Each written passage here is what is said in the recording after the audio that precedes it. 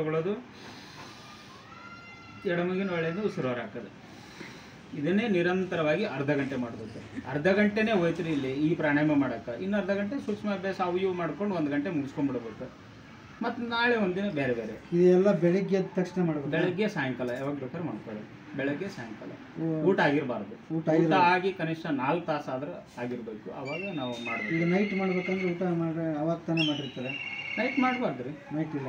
Night ಯಾಕೆ ಮಾಡ್ತೀರಿ sir? ಅದಕ್ಕಿಂತ ಮುಂಚೆ ಸಾಯಂಕಾಲ ನೀವು ಮಧ್ಯಾಹ್ನ 1-1:30 ಊಟ ಮಾಡಿದರೆ 2, 3, 4, 5, 6 ಗಂಟೆಯಿಂದ 7 ಗಂಟೆ ತನಕ ಅಭ್ಯಾಸ ಮಾಡಿಕೊಂಡು ನೀವು 7-7ವರೆಗೆ ಊಟ ಎಲ್ಲ ಮಾಡ್ಕೋಬೋದು. ಆ ಥರ ಮಾಡ್ತೀವಿ. ಬೆಳಗ್ಗೆ ಮಾಡಬೇಕು. ಆ್ಯಕ್ಚುಲಿ ಚೆನ್ನಾಗಿ ಇದ್ರ ಲಾಭ, ಯೋಗ ಅಭ್ಯಾಸದ ಲಾಭ ಸಿಗಬೇಕಪ್ಪ ಅಂತಂದ್ರೆ, ಪ್ರಾಣಾಯಾಮಗಳ ಲಾಭ ಸಿಗ್ಬೇಕಂದ್ರೆ ಬ್ರಹ್ಮ ಮುಹೂರ್ತ ಕಾಲದಲ್ಲಿ ಮಾಡಬೇಕು ಅಂತ ಹೇಳ್ತಾರೆ. ನಾವೆಲ್ಲ ಅಭ್ಯಾಸ ಮಾಡಿದ್ದು, ಕಲಿಕೆ ಆಗಿದ್ದು ಆವಾಗಲೇ. ಬೆಳಗ್ಗೆ ನಾವು 3 ಗಂಟೆಗೆ ಹೇಳೋದು, ಸ್ನಾನಗಿನ ಎಲ್ಲ ಮುಗಿಸ್ಕೊಳ್ಳೋದು, ಗುರೂಜಿ ಹತ್ರ ಹೋಗೋದು. ನಾವು ಬಾಬಾ ರಾಮದೇವ್ಜಿ ಗುರುಗಳ ಹತ್ರ ಕಲ್ತಿದ್ದೀವಿ ಎಲ್ಲ ವಿದ್ಯೆ.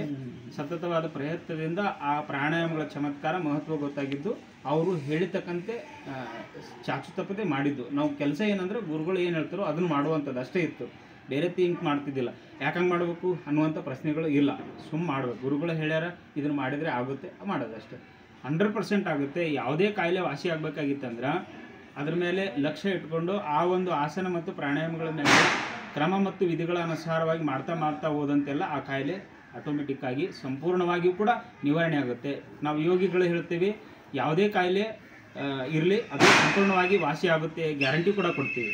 ಬಟ್ ಬೇರೆ ವಿಚಾರ ಅದ್ರ ನನಗೆ ಗೊತ್ತಿಲ್ಲ. ಇಷ್ಟೆಲ್ಲ ಇದಾಗುತ್ತೆ ಸರ್. ಮತ್ತು ಅನುಲೋಮ ವಿಲೋಮ ಪ್ರಾಣಾಯಾಮ ಇದನ್ನು ಮಾಡ್ಕೊಳ್ಳಿ. ಭ್ರಮರಿ ಪ್ರಾಣಾಯಾಮ ತಲೆ ಒತ್ತಡ ಇದ್ದಾಗ, ಒಂಥರ ತಲೆ ವಜ್ಜ ಆದಾಗ ಹಿಂಗೆ ಮಾಡ್ಬೇಕು. ಭ್ರಮರಿ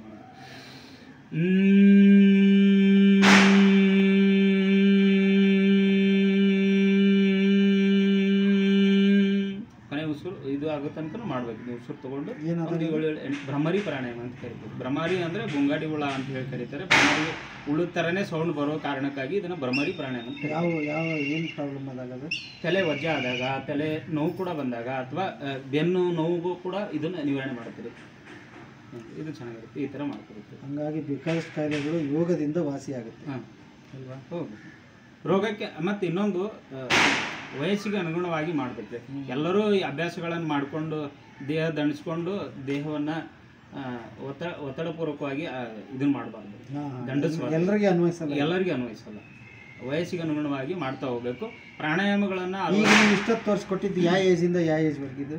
ಇದನ್ನು ಸೂಕ್ಷ್ಮ ಅಭ್ಯಾಸವನ್ನು ನೀವೆಲ್ಲ ಮಾಡ್ಬೋದು ಸರ್. ನೀವು ಕೂಡ ಮಾಡ್ಬೋದು. ಸೂಕ್ಷ್ಮವಾಗಿ ಮಾಡಬೇಕು, ಸ್ಲೋ ಆಗಿ ಮಾಡಬೇಕು, ಕ್ರಮ ವಿಧಿಗಳ ಅನುಸಾರವಾಗಿ ಮಾಡಬೇಕು. ಅವನ್ನ ಏನು ಕ್ರಮ ವಿಧಿಗಳ ಅನುಸಾರ ಅಂತಂದರೆ ಅದಕ್ಕೆ ಲಯ ಎಷ್ಟು, ಯಾವಾಗ ಉಸಿರು ತೊಗೋಬೇಕು, ಎಷ್ಟು ಬಿಡಬೇಕು, ಹೇಗೆ ಮಾಡಬೇಕು ಅನ್ನೋದನ್ನು ಸ್ವಲ್ಪ ತಿಳ್ಕೊಂಡು ಮಾಡಬೇಕು. ಹಂಗೆ ಮಾಡಬಾರ್ದು. ಈ ಒಂದು ವಯಸ್ಸಿನವ್ರು ಏನಿದ್ದಾರಲ್ಲ, ಕನಿಷ್ಠ ಒಂದು 45 ವರ್ಷ ತನಕ ಅವರು ಆರಾಮಾಗಿ ಮಾಡ್ಬೋದು ಸರ್. ಇನ್ನು 45 ವರ್ಷದ ಮೇಲೆ ಅಥವಾ 50 ವರ್ಷದ ಮೇಲೆ ಇರೋರು ಸ್ವಲ್ಪ ಸೂಕ್ಷ್ಮ ಮಾಡಬೇಕು. 45 ವರ್ಷದಿಂದ ಒಂದು 50-55 ವರ್ಷದವರೆಗೆ ಸೂಕ್ಷ್ಮ ಮಾಡಬೇಕು. ಆ ಒಂದು 55ರಿಂದ 60 ವರ್ಷದ ಮೇಲೆ ಇರೋರೆಲ್ಲ ಬರೀ ಪ್ರಾಣಾಯಾಮ ಮಾಡಿಕೊಂಡ್ರೆ ಸಾಕು, ಆರಾಮಾಗಿರ್ತಾರೆ ಸರ್.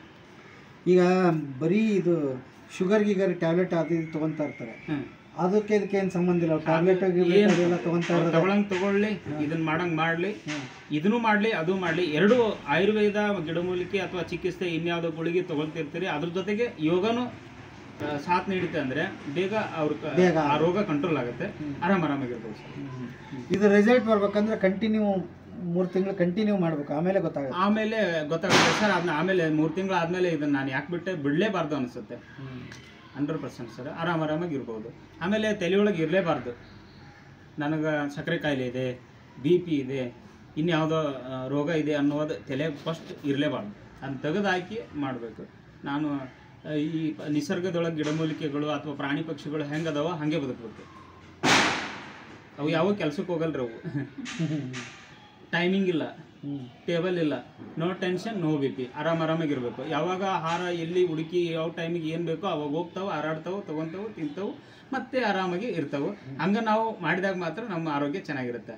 ಅಯ್ಯೋ ನಾನು ಈಗ ಆ ಆಫೀಸ್ಗೆ ಹೋಗ್ಬೇಕು, ಈ ಆಫೀಸ್ಗೆ ಹೋಗ್ಬೇಕು, ಇನ್ನೆಲ್ಲ ಅಲ್ಲಿ ಹೋಗ್ಬೇಕು, ಇಲ್ಲಿ ಹೋಗ್ಬೇಕು ಅಂತ ಟೆನ್ಷನ್ ಇತ್ತಂದರೆ ಯಾವ ಕೆಲಸನೂ ಆಗಲ್ಲ ಸರ್. ನಮಗೆ ಎಫೆಕ್ಟ್, ಅದು ನಮಗೆ ಎಫೆಕ್ಟ್, ನಮಗೆ ಅದು ರೋಗ ಶುರುವಾಗುತ್ತೆ. ಇನ್ನೊಂದು ರೋಗ ಹೆಚ್ಚಾಗ್ಲಿಕ್ಕೆ ಇನ್ನೊಂದು ಒಂದೇ ಕಾರಣ ಏನಂದ್ರೆ ಹೊಟ್ಟೆ ಕಿಚ್ಬಿಡೋದು. ಇನ್ನೊಬ್ಬರ ಮೇಲೆ ಬರೀ ಇನ್ನೊಬ್ಬರನ್ನ ಥಿಂಕ್ ಮಾಡ್ತಾ ಹೋದಾಗ ನಮ್ಮ ಮೈಂಡ್ ನಮ್ಮನ್ನೇ ಥಿಂಕ್ ಮಾಡಲ್ಲ. ಅವಾಗ ನಮಗೆ ಆಟೋಮೆಟಿಕ್ ಆಗಿ ರೋಗ ಬರ್ಲಿಕ್ಕೆ ಪ್ರಾರಂಭ ಆಗುತ್ತೆ. ನಮ್ಮ ದೇಹ ಈಗ ಊಟ ಮಾಡಿದ್ದು ಕರಗಬೇಕಂತಂದ್ರೆ ಊಟದ ಕಡೆಗೇನೆ ಲಕ್ಷ್ಯ ಇರಬೇಕು.